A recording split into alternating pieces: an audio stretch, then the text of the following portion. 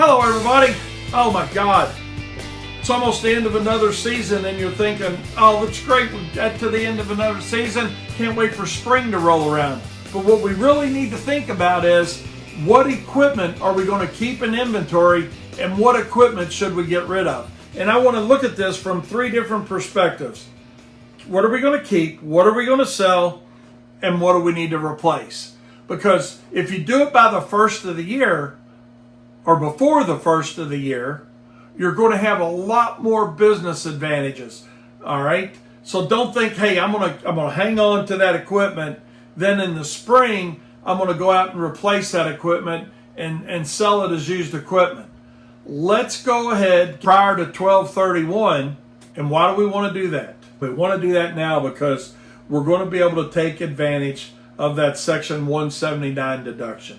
And that's what, if you're not thinking about your business or you're not thinking as a big company, and hey, even though you're little, you're small but think big. And I guarantee you the larger companies are thinking about, hey, is this equipment depreciated? Let's go ahead and get it replaced before 12/31 so we can get that depreciation on that new piece of equipment this year, rather than having to wait an entire year before we start depreciating that equipment out. Now, maybe you don't need to. Maybe you're going to hang on to it. And that's fine if you're going to do that. But don't make the mistake that I've made in the past by holding on to that equipment too long, or holding on to it past January 1, knowing that I'm going to replace it in the spring. I've cut myself out of a lot of tax advantages with that. So whether it's handheld equipment, whether it's larger equipment, skid steers, tractors, it doesn't matter what kind of equipment it is, get with your CPA prior to the end of the year so you can make better financial decisions on, hey, what do I need to get rid of? What do I need to keep?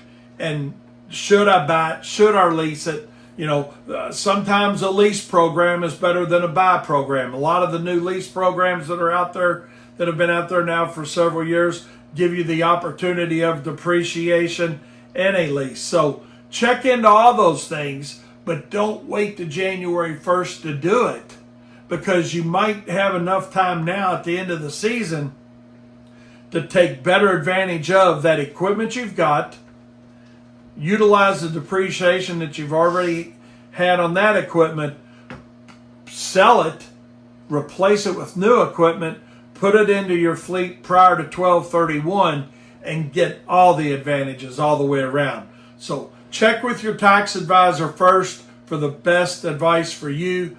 But again, don't make the mistake that I've made and a lot of contractors make by thinking about, well, I'm just going to hold that in inventory until the spring rolls around, then I'm going to do something because I don't want to be, cash poor getting rid of my cash. The reality of it is the amount of money that may be saved in taxes due is going to far outweigh the limited amount of cash flow that you're taking out of your business right now. So hope that helps.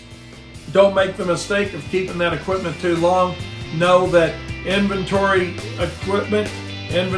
on your supplies, do as much as you can prior to 12/31 to bring that income down so you're paying less taxes and those profit dollars stay right where they belong, and that's in your pocket. Be sure to like us below.